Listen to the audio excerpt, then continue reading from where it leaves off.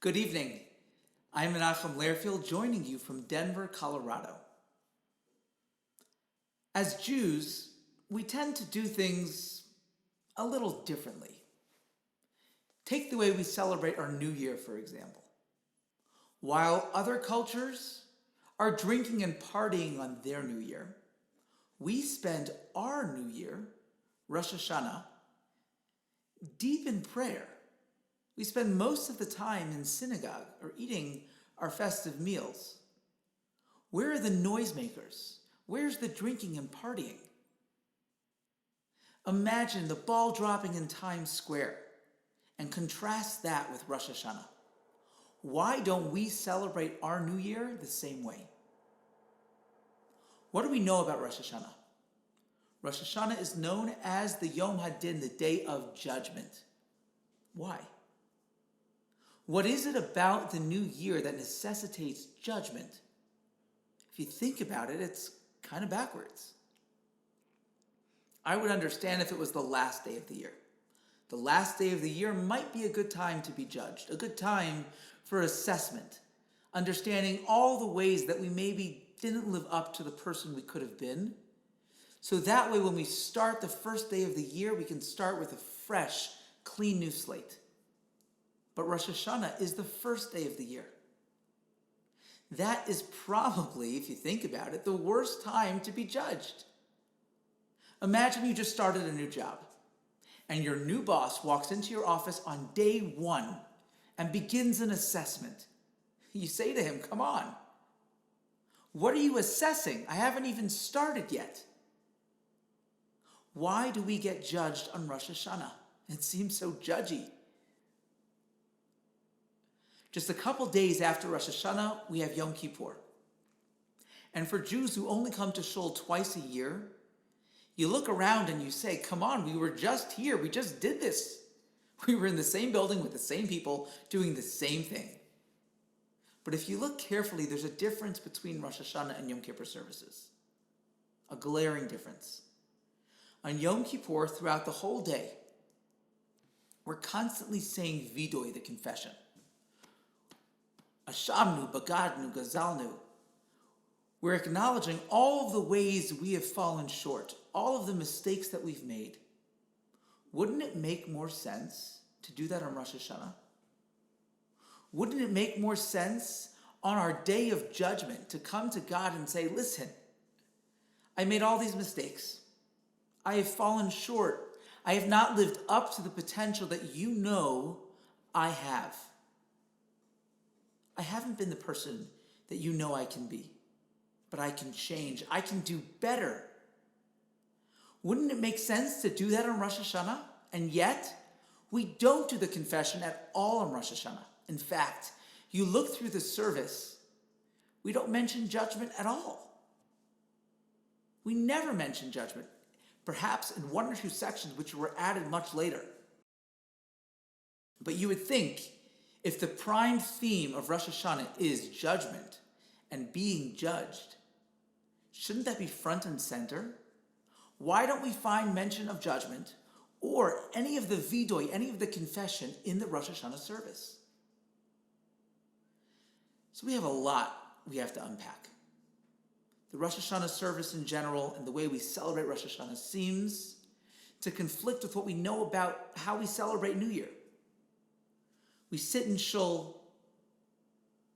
We're told that it's a day of judgment, even though judgment doesn't seem to be mentioned at all in the service. We blow the shofar. I mean, how odd is that? If you didn't know any better, you've never been to a Rosh Hashanah service, and you walk in and they start blowing this ram's horn, what can seem more archaic and pagan than that? Let's begin our discussion by an overview and understanding of Jewish holidays in general. You see, Jewish holidays are not just sentimental times to get together with our families. Although that may be, for some people, a wonderful side benefit, that's not at the essence of what a Jewish holiday is. Jewish holidays also are not just nostalgic times that we remember something that happened in our past. Take Thanksgiving, for example. So on Thanksgiving, we remember the gratitude that the original colonists had when they received their very first yield of produce. And we as well remember that every year on Thanksgiving. And we too feel grateful and thankful as we remember what happened to our ancestors back when that very first Thanksgiving. Jewish holidays are very different. They're not just about getting together with our families. They're not just about remembering something that happened in our past. A Jewish holiday is meant to make us aware of a spiritual reality that is most prominent at this time of year. My favorite example is Pesach, Passover. We left Egypt on Passover. And Passover is the time of freedom. But it's not the time of freedom because that's when we left Egypt. It's exactly the opposite. We left Egypt at that time of year because it's a time of renewal, a time of freedom. And that's why the Torah tells us that we must celebrate Pesach, we must celebrate Passover specifically in the spring, because it's a time of freedom. When I look around at the world and I see the physical world becoming free, I see the spring, I see things that leave the dormancy of winter behind and begin to embrace renewal. I am meant to do that myself. So Pesach is not just a celebration of the fact that we left Egypt 3,300 years ago. Rather, we acknowledge and remember the exodus from Egypt as it is a time of freedom and renewal. And the point is that today, in 2020, when I celebrate Pesach, I am tapping into a spiritual energy that is present right now. I'm not just remembering something that happened to my ancestors. I myself have the opportunity to become free from whatever it is that's holding me back. Whatever my shackles look like, Pesach is a time to become free from that. Whether it's societal pressure, whether it's my own preconceived ideas and notions of how the world ought to be, whether it's my phone or my job, Pesach is a time I can become free from that. So what's Rosh Hashanah? What happened on the very first Rosh Hashanah? What is the spiritual energy that we are tapping into? What is the spiritual reality that we are reliving? If you ask most people, what does Rosh Hashanah celebrate? What happened on the very first Rosh Hashanah? They would say Rosh Hashanah celebrates the creation of the world. And that is the perfect wrong answer. Rosh Hashanah does not celebrate the creation of the world. It celebrates the creation of Adam Harishon, Adam the first man. And God said, let us make man in our image after our likeness. If one of the most basic tenets of Judaism is the unity of God, the idea that we believe that God is one in every sense of the word and term and concept of oneness, why does it say, let us create man? Who's God talking to? The Medrash explains that before God created the world, he consulted with the angels. And he asked them, Na'aseh Adam, shall we create man? And this Medrash is often quoted because of the important lesson and value it teaches us. If God himself consults with others before a major undertaking, how much more so should we consult with others before we do something? God obviously doesn't need anyone else's input. There is nothing that they can give or add to this process, and yet he consults to teach us that we too should consult with others. Beautiful idea. What's not so well known is the outcome of that consultation. God comes to the angels. He asks them, Na'aseh Adam, shall we create man? Well, what was their response? The Medrash explains, based on a source in Psalms that reads, love and truth met, justice and peace kissed. The Medrash explains that the angels didn't say, oh yeah, go create man. but rather different angels, which represent different character traits of man, came before God with reasons why man should be created and reasons why man should not be created. And they went back and forth arguing. And while they were arguing, God went ahead and he created man, essentially allowing mankind to answer that question, allowing man to answer the question of Na'aseh Adam, shall we create man? Let's let man prove for himself whether he should or should not be created. And so, mankind comes on the scene. Man is created in a state of doubt, a state where we have the ability to choose through our lives whether or not we should be created.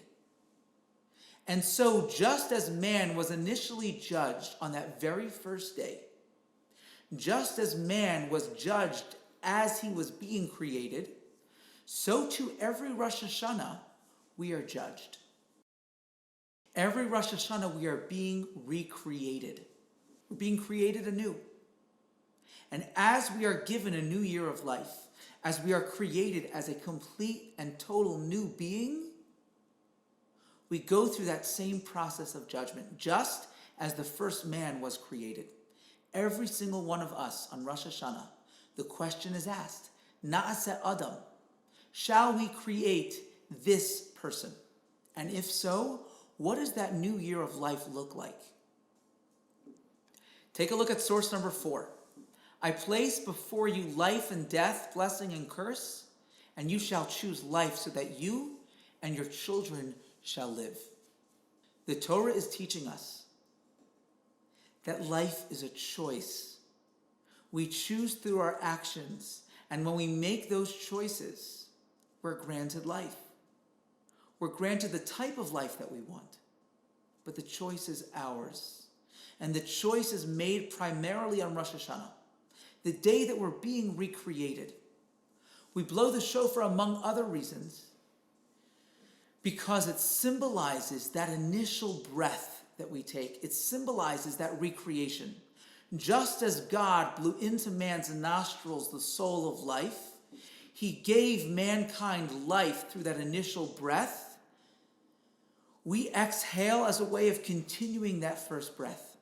We exhale through the shofar, and we blow that breath as if to say we are continuing that first breath that God breathed into mankind, and today we are getting that new breath of life. The Talmud in Brachos, 58b, says that after 12 months of not seeing your friend, you make the blessing Mechaye HaMesim, thanking and praising God who revives the dead. That seems like a strange blessing to be making. After all, the person wasn't dead. You just haven't seen him in a long time. So the Maharsha explains that if you haven't seen someone in 12 months, that means that they've experienced a Rosh Hashanah. And if they've experienced a Rosh Hashanah, that means that they are now a brand new person. The person standing before you is not the same person you saw 12 months ago. You're looking at someone who was completely recreated. So that's why Rosh Hashanah is a day of judgment. Just as man was created and was judged on that very first day, so too, on Rosh Hashanah, every one of us is being recreated. Every one of us is given a new year of life, and we are judged in that same way. But a lot is still unclear. What are we being judged on? Like we said, it's the first day of the year. We're starting a new slate. We're being recreated. As this new created being, what could we possibly be judged on? What could we possibly do on Rosh Hashanah itself to merit a year of life? How can we answer that question of Na'aseh Adam, shall we create man? How do we answer that question affirmatively? We pointed out that if you look at the Rosh Hashanah service, there's no mention of this judgment. There's no al-chet, there's no confessing for all the things that we've done wrong. What does the Rosh Hashanah service talk about? So if you take a look, one of the primary themes that we mention over and over again in the Rosh Hashanah service is the concept of malchus, kingship. The idea of making God king. But what does that mean? What does Malchus mean? Malchus is the central theme of every blessing. Every blessing we make must contain the expression Melech HaOlam, that God is king of the universe. If we don't mention that saying, we don't mention the concept of Malchus, of kingship, the blessing is invalid because it's the essence of a blessing. In fact, take a look now at our next source. From Tosfos' commentary on the Talmud in Tractate Brachos 40b. Right at the beginning it says, any blessing without mention of Malchus Shamayim, again, this idea of making God king, is not a blessing. And therefore Rabbi Yehuda said that if someone skips the Malchus part of the blessing, Hamotzi, which is the blessing we make on bread, he needs to go back and repeat the blessing. Because again, it's the essence of a blessing. Declaring that God is king. But what does that even mean for God to be king? Many people say they believe in God. In fact, most Americans believe in God. And yet, when it comes to the way we live our lives, it's not so clear. When do we turn to God? When we're stuck. It's like the guy who's looking for the parking spot. He's in Manhattan, he's late for a meeting, and he's circling over and over and over again, going around and around the block, and we've all been there. And in a moment of desperation, he looks up and he turns to God and he says, God, please, I need to make this meeting. I need to find a parking spot. If you've helped me find a parking spot, I will be the best Jew on earth. I will come to synagogue every single day. I will pray. I will give charity and I'll help the needy. And mid-sentence, he sees a parking spot. He turns to God and he says, never mind, I got it. For a guy like that, God is not king. He's a backup plan. What does it mean to truly make God our king? Let's continue now in Tosfos.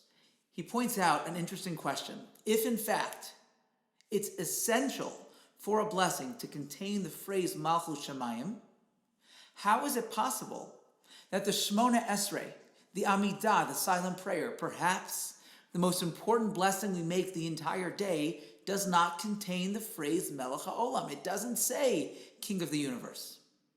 So Tosfos answers, it says something even better. It says Elokei Avraham, the God of Abraham. Last I checked, that's not the same as saying God is King of the Universe. How is saying that God is the God of Abraham the same as saying that God is Melech HaOlam, King of the Universe? Take a look inside. The words Elokei Avraham, the God of Abraham, is like Malchus, because Avraham, our father, made Hashem king on the entire world. What does that mean? What was Avraham's unique contribution to the Jewish people? What was his contribution to the world? I ask that question often in classes, and the most consistent answer I get, which I believe is wrong, but consistent nonetheless, is that Avraham introduced the idea of monotheism, that he was the first person to believe in one God. If you think about that for just a second, you realize how preposterous that claim is. Avraham could not possibly have been the very first person to believe in one God. Adam believed in one God. Noah believed in one God. Noah's sons believed in one God. And Noah's son Shem was alive at the same time as Avraham. So clearly, Avraham was not the first person to believe in one God. Yes, the Medrash tells us that Avraham intuited on his own the idea of a creator and the idea of one God. And yes, perhaps Avraham taught it to others in a way that nobody did before. He went out of his way to share what he knew with other people. But what was his unique contribution? What did he teach us that no one taught us before? Avraham taught us and intuited on his own this concept of hashgacha pratis, personal divine providence, what we call HP, hashgacha pratis, or Hashem power. The idea that God is intimately involved in my life, that he cares about me. Abraham looked up and he saw the stars and the moon and the sun, all of the zodiac signs above him. And we believe in astrology, we believe it's true. But he looked up and he saw these powers and said, you do not have any power by yourself. The sun, the moon, the stars, none of them have any power. They are merely a form of communication. God speaks to me through the sun and the moon and the stars. By manipulating those powers and causing them to affect the seasons and the way the world interacts on earth, those are ways that God speaks to me, but none of them have any power on their own. God is intimately involved in my life. He cares about me. That is the concept that Abraham introduced to the Jewish people. He introduced to the world, and that is the essence of every blessing. When I make a bracha, when I make a blessing on an apple, I'm not just thanking God in general for apples. I'm not just thanking God for creating a system in a world where there are trees and apples and seeds, and I can plant those seeds and create a tree, and that tree has infinite power to create apples, which then can create trees, no. When I make a blessing on an apple, when I pick that apple up and I make the blessing of ha'etz, I am thanking God for making this apple for me. I am declaring that God created the world, and he created that tree, and he created that apple specifically so I can enjoy it right now. That's the concept of Hashgacha Pratis. That's what Rosh Hashanah is all about. Rosh Hashanah is a day where I make God king, where I let God into my world, where I choose to have a relationship with him. And just like any relationship, if it's truly a relationship, it's a choice. This comes from Genesis 3:8. They heard the sound of Hashem God manifesting itself in the garden towards evening. And the man and his wife hid from Hashem God among the trees of the garden. What is going on with this cosmic game of hide and seek? Adam is afraid and he hides from God as if Hashem doesn't know where he is. It's like the child playing hide and seek. He covers his eyes and he says, oh, you can't see me. Yeah, we can. You're just covering your eyes. It doesn't make you disappear. God knows where he is. Even more puzzling is the next verse. Hashem called out to the man and said to him, where are you? God plays along. Hashem begins looking for him. Can man hide from God? Surprisingly, the answer seems to be yes. Hashem begins to look for him. Hashem says, where are you? Obviously, God knows where he is. And obviously, man cannot actually hide from God. But what we see from this episode is Hashem relates to us the way we relate to him. Adam sins, and he creates, at least in his own mind, this distance between he and Hashem, between he and his creator. And God plays the part. God acts as if he is hidden. Hashem relates to us the way we relate to him. Ani l'dodi, v'dodi li. I am to my beloved, and my beloved is to me. I am to my beloved, thus my beloved is to me. The way I am to my beloved is the way my beloved is to me. Each and every one of us lives in a world that we create. If we choose a world with Hashgacha Pratis, we choose to make God king and let him in our world, then you know what? He will be. But if I believe that I made money because of government regulations and I lost money because of COVID, so then you know what? My fate, so to speak, is up in the wind. If statistically it's most probable that this is what's going to happen to me, then that's what's going to happen. But if instead I choose to live in a world where God is my king, I choose to let God in, then to the extent to which I let God in is the extent that he will be. We live in the reality that we create. the Talmud tells a story of a man named Hanina ben Dosa. He comes home one Friday evening and he sees his daughter is in tears. She's crying. And he turns to her and he says, "What's wrong?" And she says, "Instead of using oil for the Shabbos candles, I used vinegar. And now we don't have anything to light the Shabbos candles with." And Hanina ben Dosa turned to his daughter and he said, "My dear, he who says that oil shall burn shall make vinegar burn." And she lit the vinegar and it burned. But what's remarkable about that story is it wasn't a miracle. It was a reality. It was Hanina ben Dosa's reality. He lived in a reality where the only reason why oil burned is not because of the physical chemical properties of oil. Oil burned because he understood that there is a spiritual script that causes everything in our physical reality to act and react in a specific way.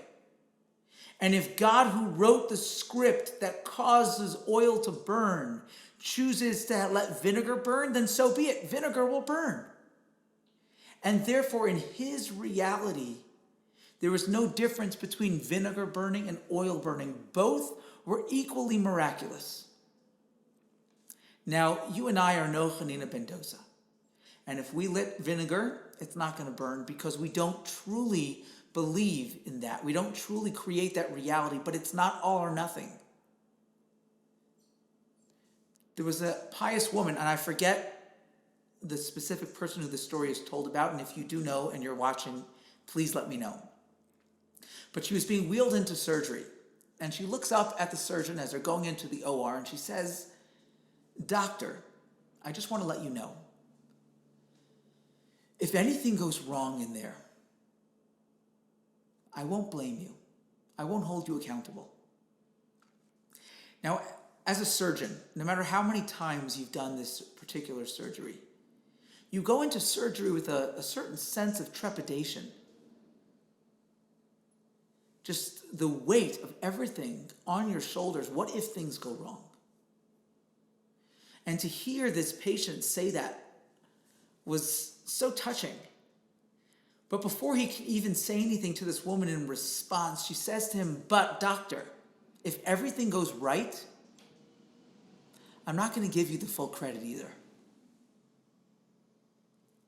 Here is a woman who understood that ultimately, whether or not the surgery was successful was not up to the doctor alone. She lived in a world with Hashgacha Pratis, with HP, with Hashem power, where the ultimate determiner as to whether or not the surgery would be successful was God himself. The extent to which we let him into our world is the extent to which we will begin to see him. When I choose to live in a world of Hashgacha Pratis, I see God all around me. A couple of years ago, I dropped my daughter off at preschool. And on the way home, I witnessed a horrific accident. A huge 18-wheeler had knocked the car directly in front of me like a ball in a ping pong machine. It was changing lanes, didn't see the car, smacked this white little car into the side of the highway. It went into the side of the highway and then ricocheted the other direction. I was inches away from that. And I remember as I saw my life flashing in front of me, I called in the accident. I don't know what happened to the car. I imagine it was a fatal accident.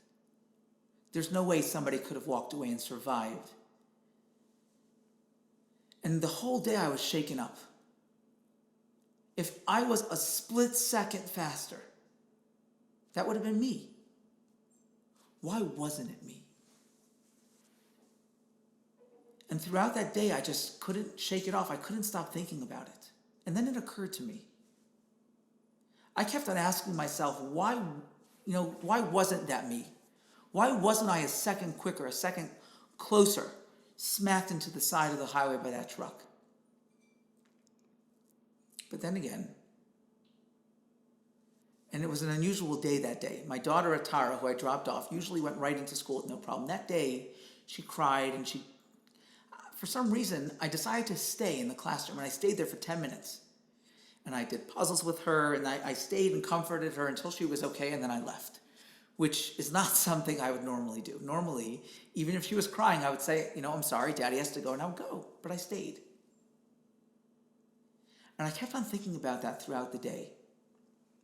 Had I dropped her off, had she not cried at all, or if she had cried and I wouldn't have stayed with her, I would have gone home as if nothing happened. So aside from just asking the question, why that was not me, now I began to ask the question, why did I have to see that? Why did I have to experience that? Why did I have to live through the trauma and go through the day completely shaken up? And I think the answer is that God is talking to us. And he was talking to me. I kept the piece of metal from the accident. When it was all over, I pulled over and I had a flat tire because this piece of metal, I guess from either the truck or the car, was embedded into my tire. And when I went to get the tire fixed and the man showed me what was stuck inside the tire, I asked him to keep it for me as a memento, as a sign, a symbol, an os, as a way of remembering that day forever. Remembering the fact that Hashem talks to us, that God is in our life. One Thanksgiving day, every Thanksgiving we have a little community-wide custom where we play football. It's usually most of the guys who accompanied me on the several Israel trips that we've taken. And on the Thursday of Thanksgiving, we get together and we play football. And after football is over, we've started hanging out by Starbucks. It's the only place really that's open. And we go after the game and have a couple of drinks. So we finish playing football, and a bunch of guys get in their cars, and we all start driving towards Starbucks. I'm sitting in the car giving a ride to one of these guys, and let's call him Daniel, because his name is Daniel. And we start driving from the football field to Starbucks. It's about a minute drive. And we get out of the parking lot, and we get this light. And everyone else is ahead of us, and they all go on, and we're stuck at this light. And Daniel lets out a noticeable sigh. He's like, I can't believe we got stuck at this light. What can we do? We begin going. We get to the Starbucks parking lot, and being the only place open on Thanksgiving, it's pretty crowded. And as we're looking for a spot, we look, it's pretty full. There aren't very many spots. The spot directly opposite the front door of Starbucks the person in that spot pulls out, and we pull right into that spot. Meanwhile, all the other guys and all the other cars are circling looking for a parking spot. And Daniel, who's been around me for quite some time and has heard me talk about Hashgacha Pratis, HP, looks at me and he says, so Rabbi, you're going to tell me that this is HP?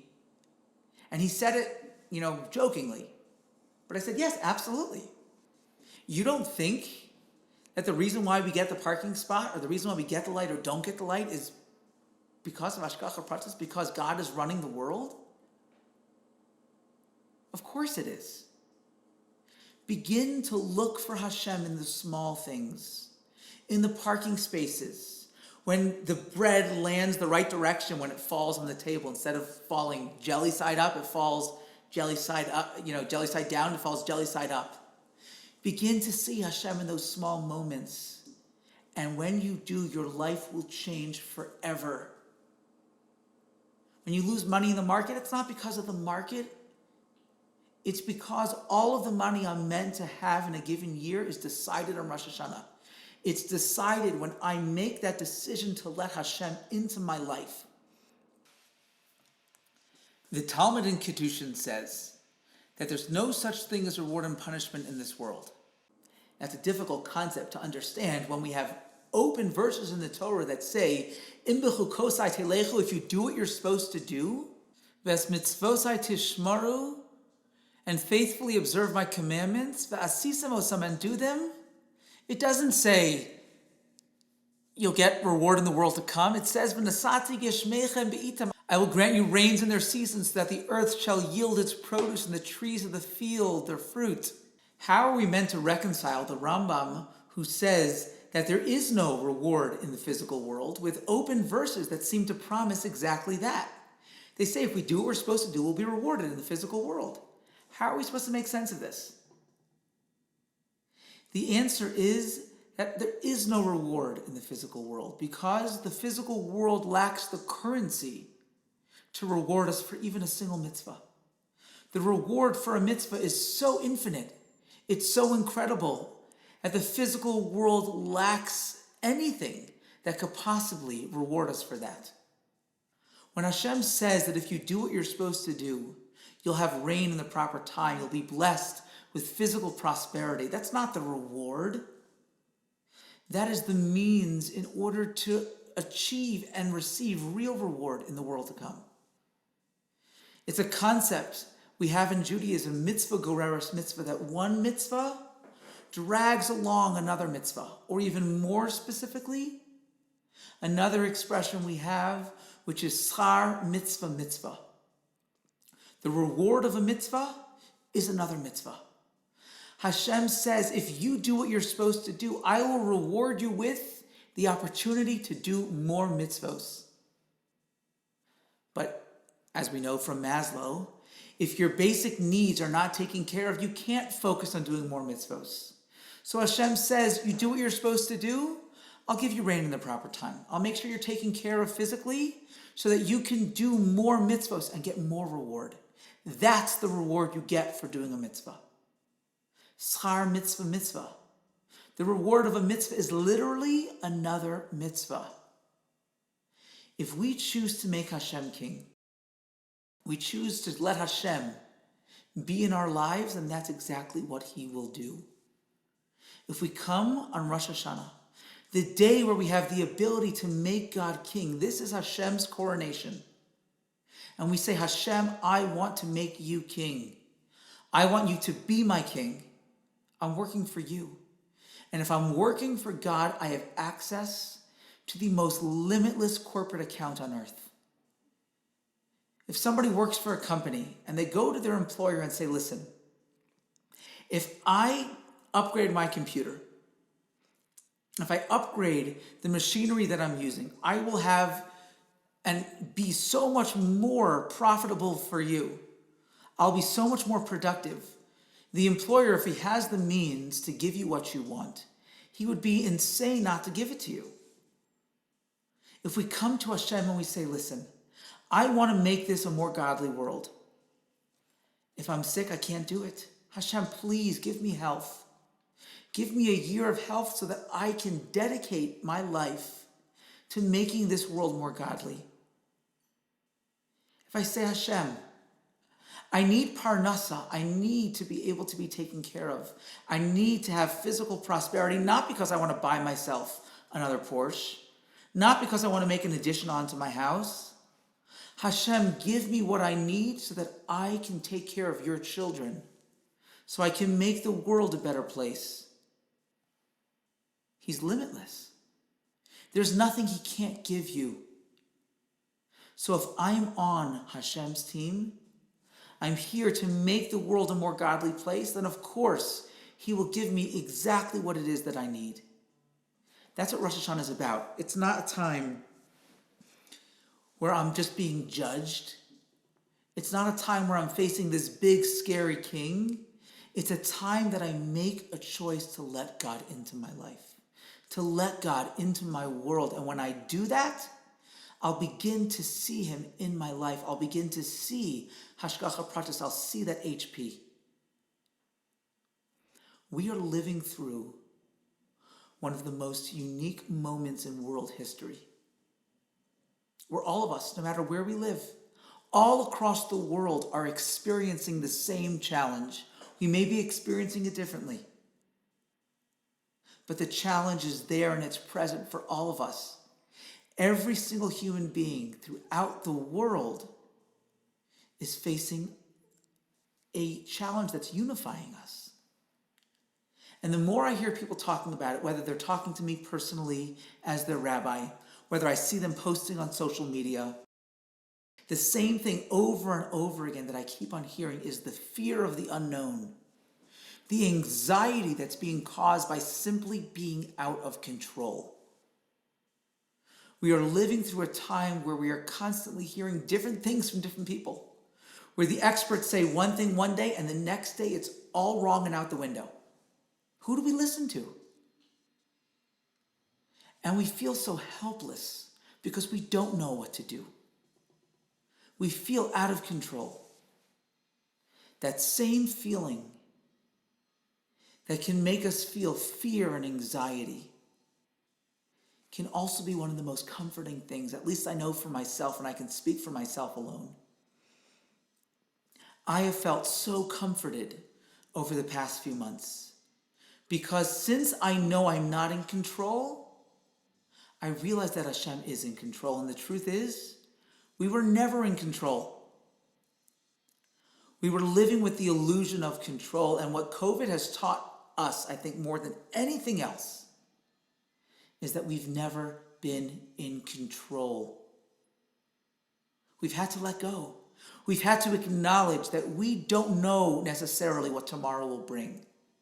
We've had to embrace the unknown and charter forth into that next moment, that next day, that next week, that next year, knowing that we don't know exactly what that's going to look like. And as we start to send our kids off to school, those of us who are sending our kids off to school, we don't know what tomorrow will be. We don't know what tomorrow will bring. But if we understand and recognize that God is in control, that the Almighty has a plan, it can be so comforting. My brother has a song that he wrote called The Wheel.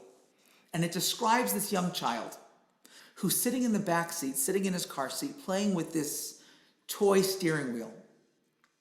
And he follows his mother's movements, and as she turns left, he turns left, and she turns right, he turns right, until there's a moment where he sees something in his eye out the window that he wants to go to, and he turns the wheel left, and yet the car turns right. And he's so aggravated and frustrated because he realizes in that moment that he is not really driving. COVID has taught us that God, thankfully, is in the driver's seat, and he knows where we're going, even if we don't. In the Rosh Hashanah service, we say, Zacharti lach chesed nu'urayach. I remember the kindness, says God, of your youth, where lech teich acharai bamidbar be'eretz lo zerua, how you were willing to follow me into the unknown. Every single moment, we are faced with the unknown, unknowable future, a future we can't possibly know. Sometimes we convince ourselves that we do know what tomorrow will bring, but we never do. No matter what we can know about this world, we never know what the future will bring. We never know what tomorrow will be. Rosh Hashanah is the day that I choose to relinquish control and let Hashem be my king. It's the day where I let him into my world and into my life. The extent to which I let him in is the extent to which he will be there. The extent to which I'll begin to see him constantly in my life.